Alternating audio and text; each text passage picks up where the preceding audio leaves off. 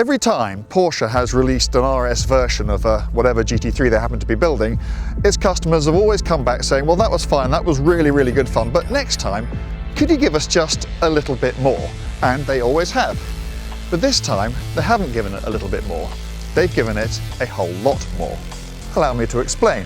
This is unquestionably the most track-focused 911 that has been built probably since the 911R back in 1967, and if you remember that, then you're even older than me.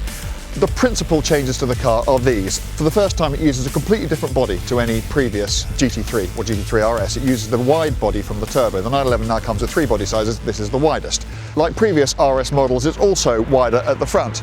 But the real difference, the thing that Porsche talks about before they talk about the engine or the suspension or the brakes, is the Aero Package on the car. The aerodynamics on this car are what they say is what makes it different to any other 911 that has ever been built. It has 110 kilograms of downforce just on the front. That wing produces another 235 kilograms of downforce. So on total, you have 345 kilos of downforce pressing the car into the ground. That is 3 times as much as the current GT3 car. The chassis is completely different too. Front and rear, there are different roll bars, there are different dampers. The rear springs have to be uprated simply to take into account the amount of downforce that the car now generates at the back. This is also now a 4-litre engine, albeit one that is unrelated to the 4-litre in the 997 GT3 RS. It provides another 25 horsepower, which is nice, but much more importantly, it provides a much fatter and flatter torque curve. So what does this all add up to? Well, there's a racetrack just over there, so I'm going to get in that, get out there and find out.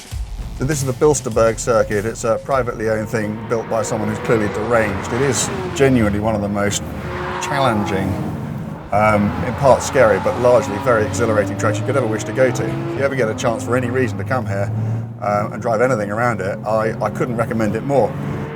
They put bumps in the straight just to kind of keep you on your toes and stop you getting bored. Anyway, let's go. So, GT3 RS. What do you notice first about it? I guess the relentless nature of the engine. You really notice with the additional torque of the engine that you have to be a bit less careful about what gear you're in because the torque will fill in the gaps for you in a way that it probably wouldn't do so much in a normal GT3. Then as you start to push a bit harder, blimey, he is really going for it. I guess it's the brakes probably next. This car's got the optional carbon ceramic brakes on it, and despite all the tricks in the world, the car is sliding around quite a lot. And they are amazing, they're just completely tireless, which is great. But I guess the real difference you notice with this car, which is, as Porsche said it would be, is in the chassis, where the car at first just feels a lot more precise. It's much easier at hitting its marks, and you wonder whether that's because of the extra rubber or the wider track. And then you think about it a bit more, and you think about where it's doing it, and it's in the high speed car. In this low speed stuff, as you can see, it's actually, on what I suspect are quite an old tired set of boots, it's actually quite lively, to put it mildly.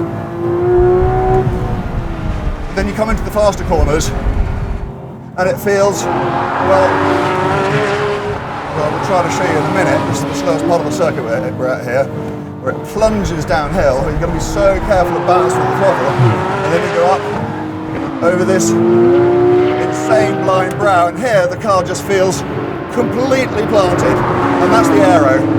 You never ever get that on a normal GT3. That is 3 times the downforce that you would normally get. And now, because talking and driving is not something I usually do at the best of times, let alone when trying to follow a factory race driver around the track.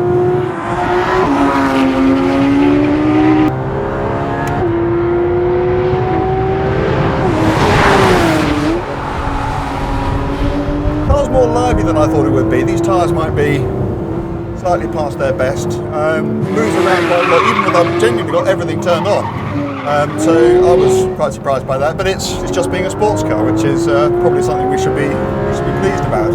Yeah, it's not a toy. It's not like a GT4 Cayman where you just feel there's almost nothing you can do to it, which you wouldn't just sort of accept happily. It's a proper, serious adult's machine, and I think for a car like this, that's entirely as it should be. I think probably the point to make about this car is it's 130 grand, which is 30 something more than a GT3. But then you start thinking about, okay, well, what else for that kind of money is going to do what this does? And the answer is nothing. Nothing at all that I can think of.